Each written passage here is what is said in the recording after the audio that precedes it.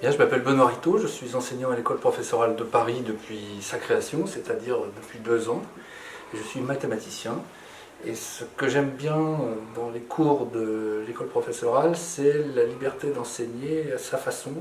y compris dans le contenu, ce qui permet de choisir vraiment ce qu'on va enseigner. Et comme on a des élèves qui viennent d'horizons assez différents et qui ont des désirs un peu différents pour apprendre les mathématiques, j'ai choisi des sujets qui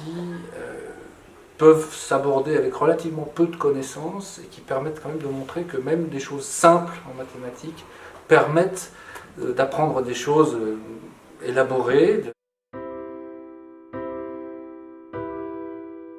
Alors, le premier cours que j'ai donné ici à l'école professorale, c'est un cours qui s'est appelé Newton implique Kepler. Donc j'ai tiré un livre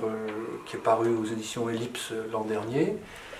Newton implique Kepler, au départ, c'est une idée du physicien Richard Feynman, donc grand physicien et aussi grand enseignant de la deuxième moitié du XXe siècle, qui, dans un cours assez célèbre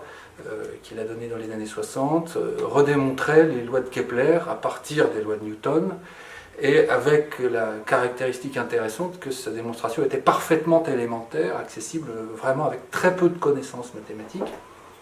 Et cette idée-là de reprendre la conférence de Feynman a été le point de départ pour un cours qui concernait principalement la géométrie des coniques, puisque la première loi de Kepler indique que les planètes décrivent des ellipses dont le Soleil occupe un des foyers.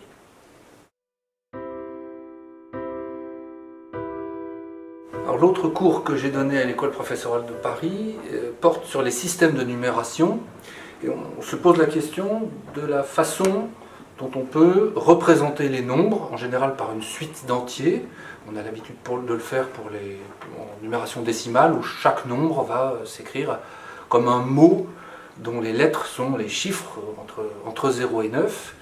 Les systèmes de numération, c'est intéressant parce que ça donne à voir la différence entre la chose et le nom de la chose, d'une certaine manière. On peut écrire un même nombre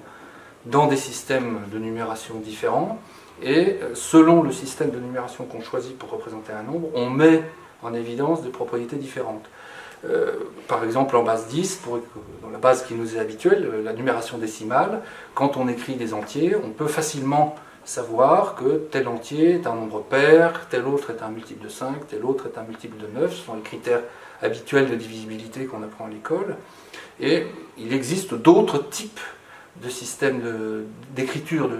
des nombres, donc que ce soit les systèmes dans d'autres bases, on connaît la base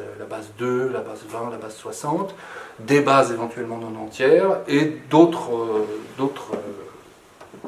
manières d'écrire les nombres encore, que sont les fractions continues.